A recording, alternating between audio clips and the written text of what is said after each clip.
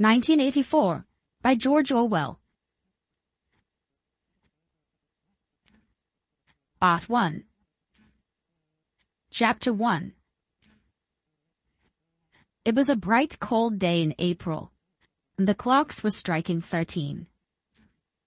Winston Smith, his chin nuzzled into his breast in an effort to escape the vile wind, slipped quickly through the glass doors of Victory Mansions, though not quickly enough to prevent a swirl of gritty dust from entering along with him.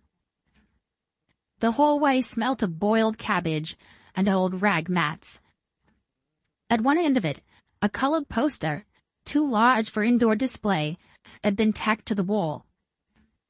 It depicted simply an enormous face, more than a metre wide. The face of a man of about 45, with a heavy black moustache and ruggedly handsome features. Winston made for the stairs. It was no use trying to lift. Even at the best of times, it was seldom working, and at present, the electric current was cut off during daylight hours. It was part of the economy drive in preparation for Hate Week. The flat was 7 flights up, and Winston, who was 39 and had a varicose ulcer above his right ankle, went slowly, resting several times on the way. On each landing, opposite the lift shaft, the poster with the enormous face gazed from the wall. It was one of those pictures which are so contrived that the eyes follow you about when you move. "Big Brother is watching you," the caption beneath it ran.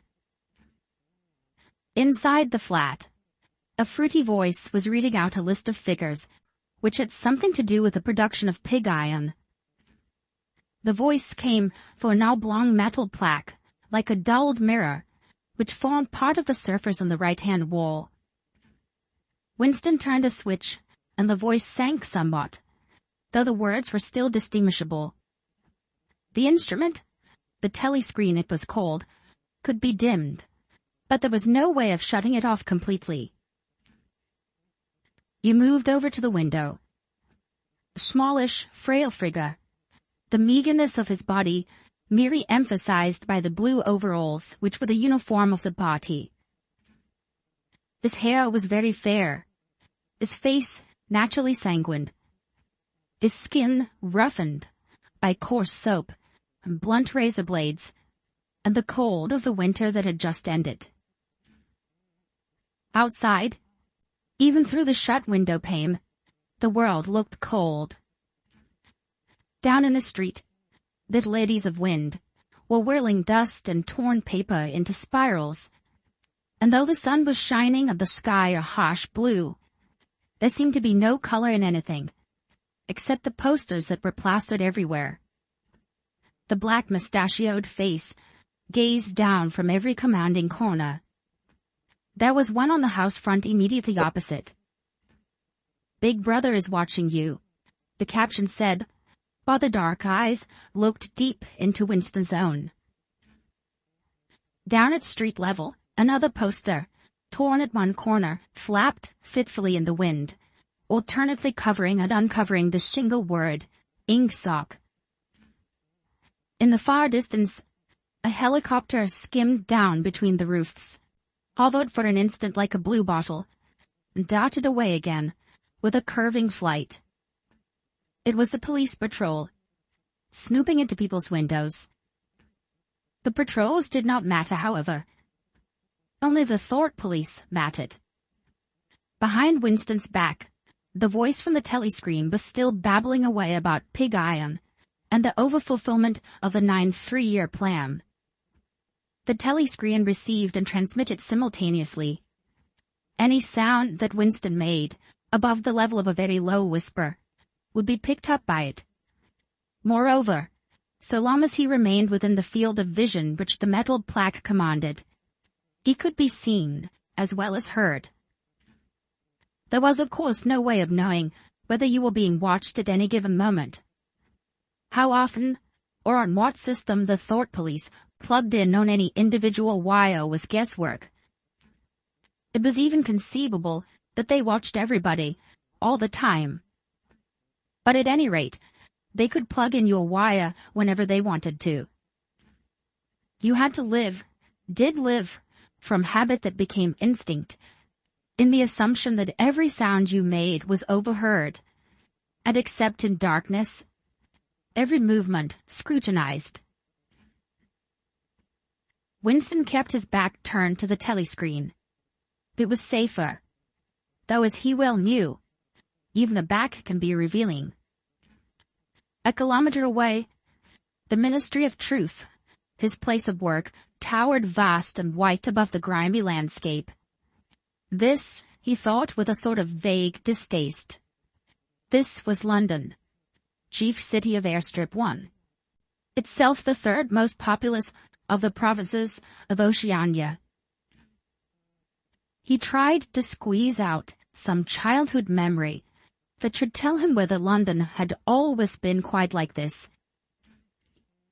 Whether always these vistas of rotting 19th century houses, their sides shored up with balks of timber, their windows patched with cardboard, and their roofs with corrugated iron, their crazy garden walls sagging in all directions, and the bombed sites, while the plaster dust swirled in the air, and the willow herb straggled over the heaps of rubble, and the places where the bombs had cleared a larger patch, and there had sprung up sordid colonies of wooden dwellings like chicken houses.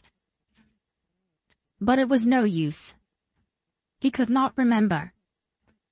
Nothing remained of his childhood, except a series of bright-lit tableaux, a cutting against no background, and mostly unintelligible.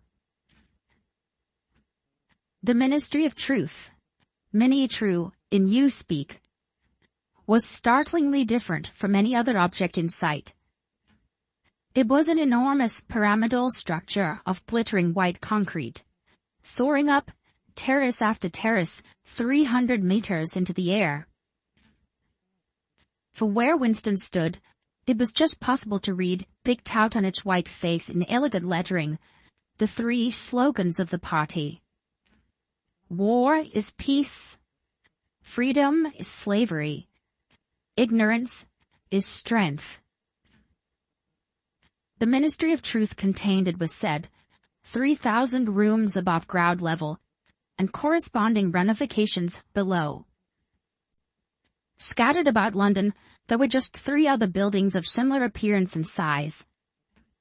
So completely did they dwarf the surrounding architecture that from the roof of Victory Mansions you could see all 4 of them simultaneously.